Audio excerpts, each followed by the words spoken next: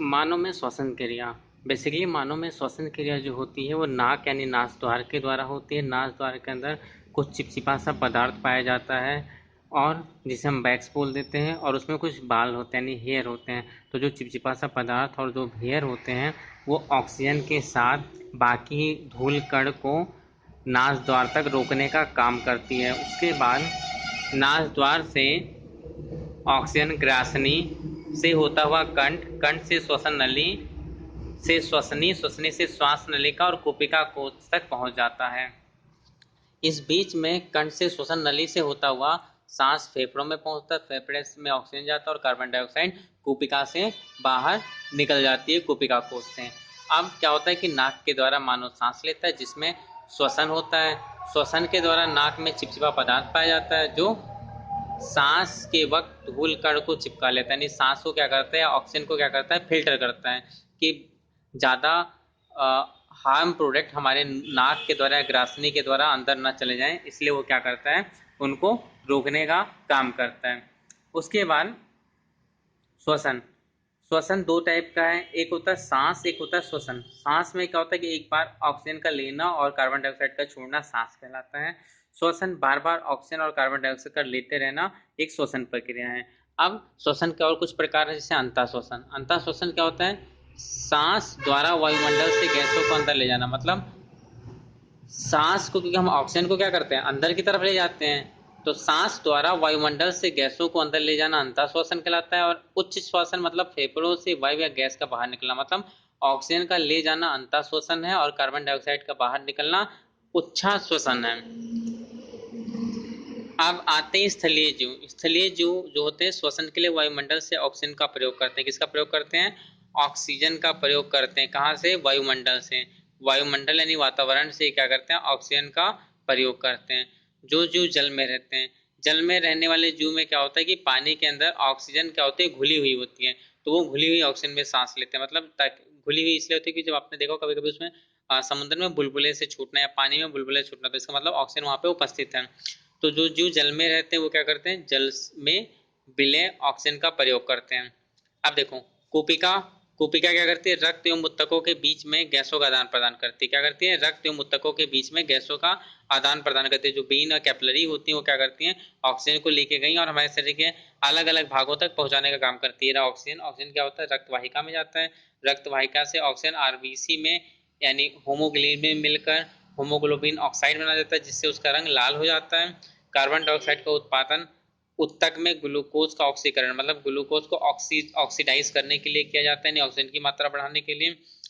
अब क्या होता है कि भाई CO2 का मोशन नासा द्वारा, मतलब CO2 क्या करता है, हम फेफड़े से नाक के द्वारा बाहर निकल जाता है, नासा द्वार के द्वारा बाहर निकल जाता है, जिसमें क्या होता है कि कार्बन डाइऑक्साइड कुपिका कोश में विसरण करता है और रक्त वाहिका द्वारा कुपिका से छन के बाहर निकल जाता है। ये कुछ प्रक्रिया थी सांस लेने की। अब श्वास का नेक्स्ट है श्वास।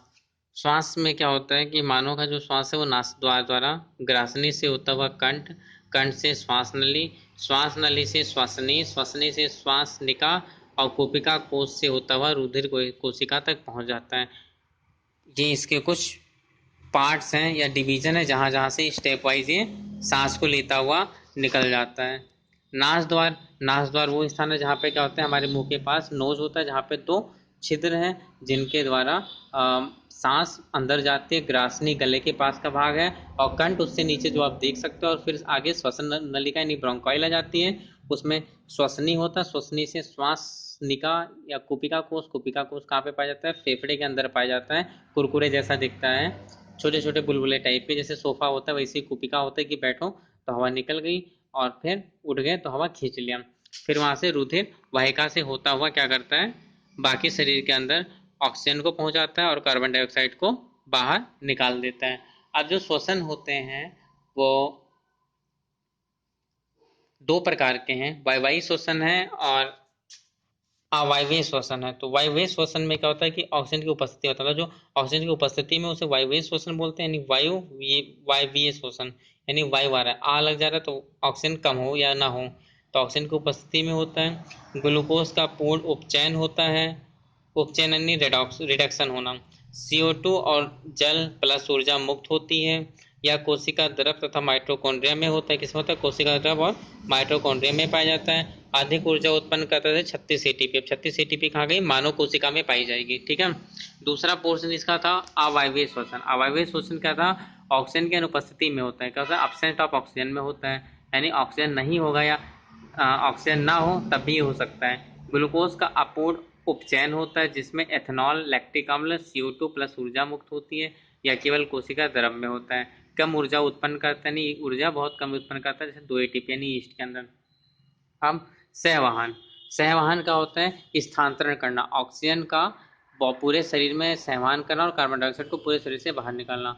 मनुष्य में भोजन, ऑक्सीजन व अन्य आवश्यक पदार्थ की निरंतर आपूर्ति करने के लिए तंत्र सहवाहन तंत्र कहलाता है। श्वसन पोषण प्रक्रम के दौरान ग्रहण करने की गई खाद्य सामग्री का उपयोग कोशिकाओं में होता है। ऊर्जा उत्पादन के लिए कोशिकाओं में भोजन के खंडन को कोशिका श्वसन कहते हैं। मतलब ऊर्जा उत्पन्न करने के लिए क्या करते हैं? ऑक्सीजन भोजन को टुकड़ों में तोड़ देते हैं ताकि बॉडी को ऊर्जा मिल जाए।